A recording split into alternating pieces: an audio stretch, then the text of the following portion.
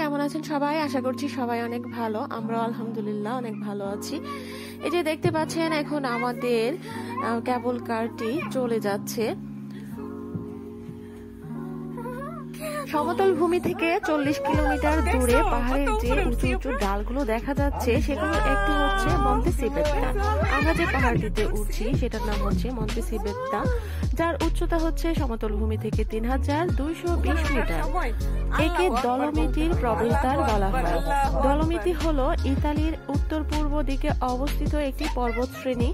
এই পর্বতগুলো দক্ষিণ লাইমস্টোন আল্পসের অংশ এবং পশ্চিমে আদিজে নদী থেকে শুরু করে পূর্বে পেয়াভো উপত্যকা পর্যন্ত বিস্তৃত। এখানকার ছোট ছোট রোমান্টিক গ্রামগুলোর দৃশ্যে ঘেরা দলোমিতির সবচেয়ে সুন্দর চূড়ার মধ্যে বিখ্যাত সিবেত্রা হচ্ছে পাহাড় প্রেমীদের জন্য এক অনন্য কিংবদন্তি। আর এই সিবেত্রা পাহাড়ে সিবেত্রা স্কি আলেঘে, সেলভা দি কাদর এবং বালদি জলদো রিসোর্ট অন্তর্ভুক্ত রয়েছে। ত্রেন্তো প্রদেশের সর্বোচ্চ পর্বতশ্রেণীর মধ্যে রয়েছে অর্থলস, যার উচ্চতা 3905 মিটার, গ্রান জেব্রো যার উচ্চতা 3851 মিটার, সেভেডাল 3769 মিটার, আর রয়েছে মন্তে জেব্রো যার উচ্চতা হচ্ছে 3745 মিটার। রোদের কাছে যাচ্ছি, দেখো এই যে আমরা মন্তানিয়ার উপরে উঠে যাচ্ছি।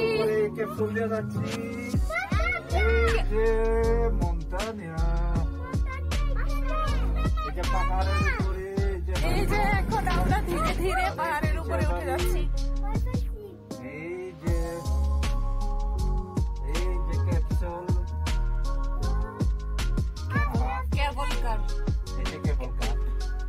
এই যে আসছে আর যাচ্ছে। সর্বোচ্চ উচ্চতায় উঠতে আমাদেরকে দুটি লিফট দিয়ে যেতে হবে। এখন আমরা একটি দিয়ে যাচ্ছি, একটি কেবল কার দিয়ে এখন আমরা যাচ্ছি। এটা দিয়ে যাওয়ার পরে ওখানে আমরা কিছুক্ষণ থামবো, ওখানে একটু ঘোরাফেরা করব, তারপরে আমরা আরেকটি কেবল কার দিয়ে সর্বোচ্চ উচ্চতায় উঠে যাব। খুবই ভালো লাগছে, মনে হচ্ছে যে আমরা ভেসে ভেসে পাহাড়ের উপরে উঠে যাচ্ছি। আমরা এত উপরে উঠেছি যে নিচের দিকে তাকালে এখন ভয় লাগছে যে আমরা আসলে কত উচ্চতায় আছি, নিচের দিকে তাকানো যাচ্ছে না। আল্লাহ, একদম পাহাড়ের চূড়াতে উঠবো আমরা। আলিসা, এই যে আমাদের আলিসা, তাকাও মা, এই যে আলিসা, দেখো, হাই বলো। কিন্তু এখন বোঝা যাচ্ছে না যে এত উপরে উঠে আরিয়ান, হাই বলো।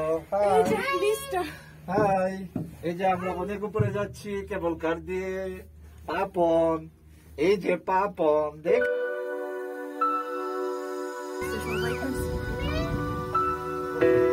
এই যে আমরা কত উঁচুতে, একদম সমতল ভূমি থেকে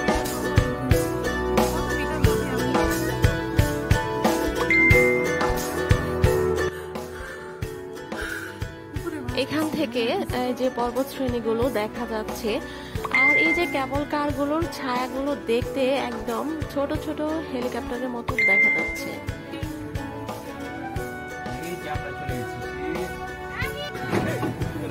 কেবল কার দিয়ে এই পর্যন্ত আসতে আমাদের 7 মিনিট সময় লেগেছে। যাই হোক, আমরা চলে এসেছি এখন আমরা কেবল